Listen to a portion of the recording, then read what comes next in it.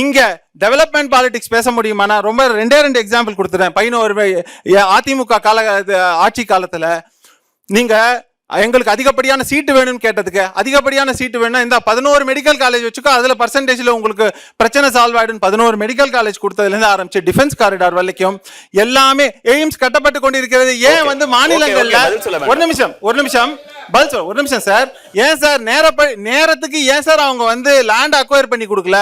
Acquire பண்ணி கொடுத்திருந்தா பிரச்சனை. இன்னொன்னு, கூடுதலா பெட் வேணும்னு கேக்குறீங்க,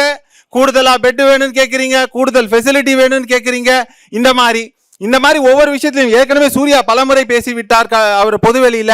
அதே மாதிரி மெட்ரோ கொண்டு வர திட்டத்தில் வந்து கோயம்புத்தூர் மெட்ரோல எப்படியெல்லாம் தகுதித்தம் செய்யப்பட்டது, போலியாக பரப்புரைகள் மேற்கொள்ளப்பட்டதுங்கிறதுல கடைசியா ஒரே வார்த்தை சொல்றோம். எங்களை பொறுத்த வரைக்கும் தமிழகம் அமைதி பூங்காவா எப்போ இருக்கும்னா திமுக ஆட்சியில் இல்லாத போது நிச்சயமாக அமைதி பூங்காவாக இருக்கும்ங்கிறது என்னுடைய தாழ்மையான கருத்து.